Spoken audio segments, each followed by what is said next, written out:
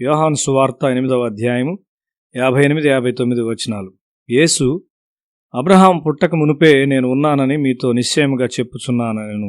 కాబట్టి వారాయన మీద రువ్వుటకు రాళ్లు ఎత్తిరి గాని యేసు దాగి దేవాలయంలో నుండి బయటకు వెళ్ళిపోయెను. లేఖనములను గూర్చి వారాయనతో వాదించున్నారు. యోహాను సువార్త 8:55లో, మీరు ఆయన్ను ఎరుగరు, నేను ఆయన్ను ఎరుగుదును. ఆయనను ఎరుగనని నేను చెప్పిన ఎడల మీ వలె నేను అబద్ధికుడినయుందును గాని నేను ఆయన్ని ఎరుగుదును, ఆయన మాట గైకొనుచున్నాను. ఇది ప్రజలను గందరగోళపరచింది. అబ్రహాము తన విశ్వాసము ద్వారా భవిష్యత్తులోని క్రీస్తును, లోకము యొక్క విమోచనను చూచాడు.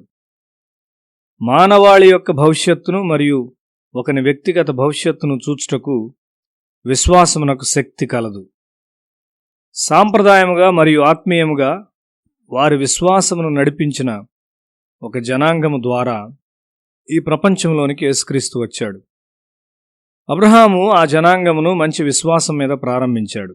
వారి మధ్యలో యూదా జనాంగము విశ్వాసమును నిలబెట్టుకున్నది.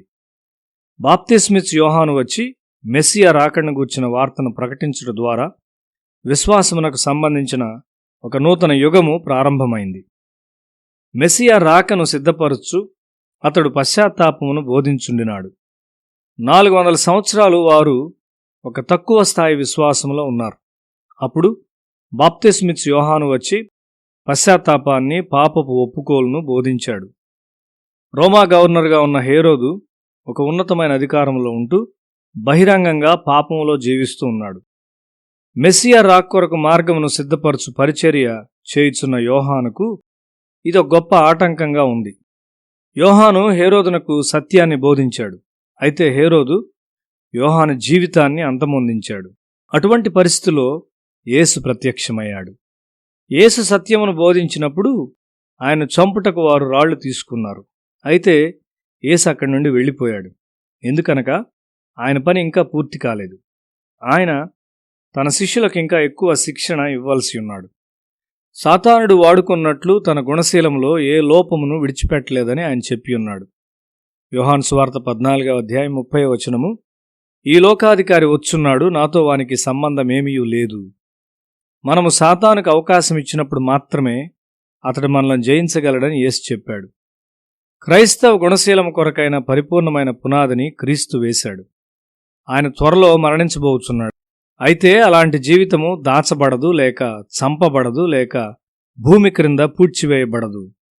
నీ జీవితంలో ఏ భాగములోనైనను సాతానుకు అవకాశం లేని ఒక క్రైస్తవ గుణశీలమును నీవు కట్టుచున్నట్లయితే, క్షమించలేని స్థితి, ద్వేషము, స్వార్థము మొదలైన ఏ విధమైన పాపము లేకుండినప్పుడు లోకమంతా నీకు వ్యతిరేకముగా ఉన్నను అవి నిన్ను జయించలేవు. యేసుతో ఆయన ప్రక్కన ఎవరున్నారు? యాజకుల, పరిపాలకుల, సైనికుల? ఎవరూ లేరు. అయితే దేవుని నుండి వచ్చిన ప్రశంసను ఆయన పొందుకున్నాడు. ఈయన నా ప్రియకుమారుడు, ఈయన యందు నేను ఆనందించున్నాను.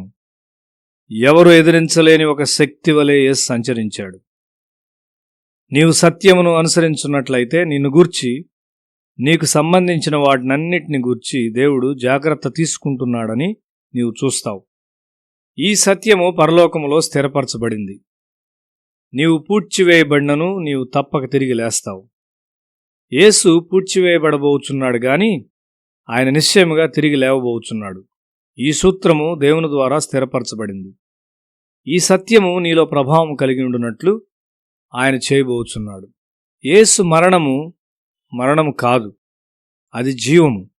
ఆయన సమాధి చేయబడుట అనగా దేవుని కుడిపార్శ్వమున కూర్చుండుట.